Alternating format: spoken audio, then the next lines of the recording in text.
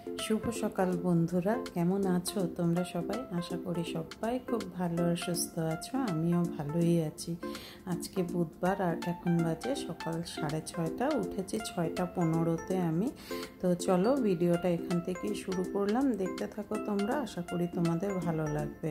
তো আমি বাসি কাপড় ছেড়ে এদিকে ঘরটা ঝাড় দিয়ে আগেই গরম জল বসিয়ে দিয়েছি। ছেলের জন্য হরলিক্সটা বানিয়ে নিলাম, কারণ ঠান্ডা না হলেও আবার খেতে অসুবিধা হয়। তো আমার জন্য লেবুর রস করেছে প্রত্যেক দিন সকালে, তো সেটাতেও একটু গরম জল নিয়ে নিলাম। আর এই তো গ্রিন টিটা বানিয়ে এখন আমি সরিয়ে ওর টিফিনটা রেডি করে নিব। আমি আটাটা মেখে দিয়েছি, আর সব সময়ের মতো বড়ি ছেলেদের টিফিনটা বানিয়ে দেয়।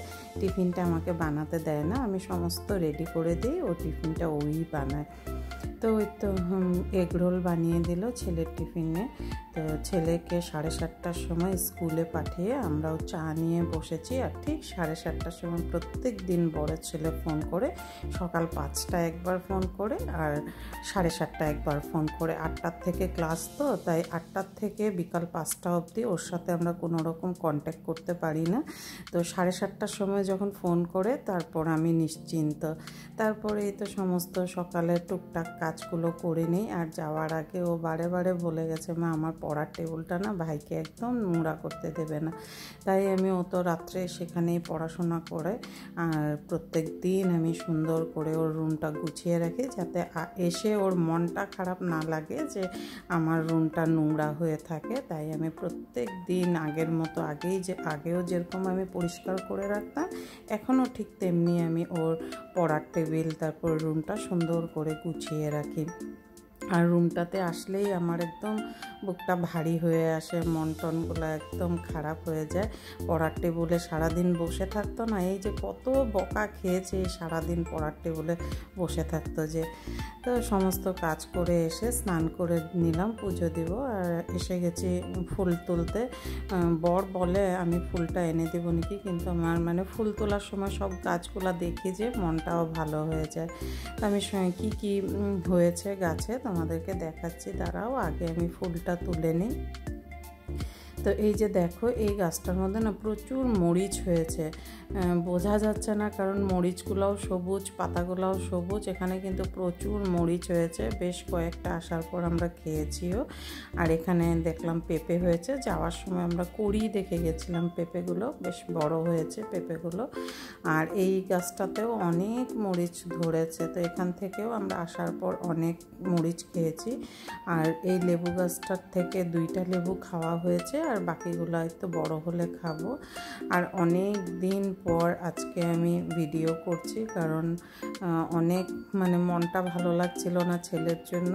আর ছেলেও বারে বারে বলছে তুমি আবার ভিডিও করা শুরু করো, তাই আবার অনেক দিন পর আজকে ভিডিও শুরু করলাম। আর দেখো, এই যে এখানে মিষ্টি কুমড়োর গুটি ফেলেছিলাম অনেকগুলো, তাই এখানেও এসে দেখলাম গাছ বেরিয়েছে।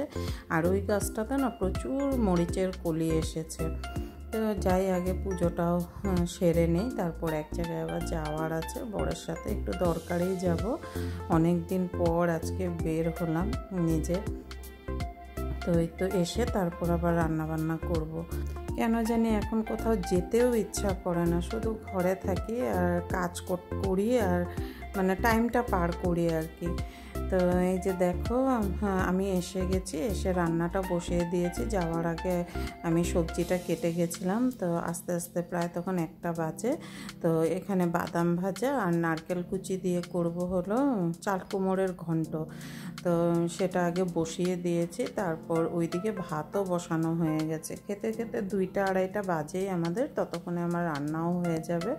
আর রান্না বান্নাও খুব একটা করতে ইচ্ছা করে না এখন আমার একেবারেই, কারণ আমার ছেলে না ভীষণ নিরামিষ তরকারিগুলো খেতে ভালোবাসতো, আগেও তোমাদেরকে বলেছি। তো এই জন্য এখন ও নাই যেহেতু আমার খুব একটা রান্নাবান্নাও করতে ইচ্ছা করে না। তো আমি একটু মিষ্টি মিষ্টি করে চাল কুমড়োর ঘন্টটা করি, কারণ একটু টক টক হয় তো চাল কুমড়োটা, তাই। আর এদিকে মাছ করেছিলাম শুধু পেঁয়াজ দিয়ে আর কাঁচা লঙ্কা দিয়ে মাছটা করেছিলাম একটু চচ্চড়ির মতন। বাস এই ছিল দুপুরের রান্না। আর ছাদের থেকে থেকে এনেছিলাম হলো বাতালি পাতা। বাতালি পাতা দেখাতে তোমাদের ভুলে গেছি, বাতালি পাতাও অনেক হয়েছে, তো সেটা বড়া করেছিলাম। আর বাদাম ভাজা কিছু করেছিলাম, কারণ বরের প্রত্যেক দিনই একটু বাদাম ভাজা লাগে ভাতের সাথে, তো সেটা করেছিলাম। সাথে মাছ ভাজাও করেছিলাম, আর মাছের চচ্চড়ি আর চাল কুমড়োর ঘন্ট। তো এই দিয়েই দুপুরের লাঞ্চ সারলাম। ভিডিওটা কেমন লাগলো অবশ্যই কমেন্ট করে জানিও। সবাই ভালো থেকো, সুস্থ থেকো। চলো টাটা।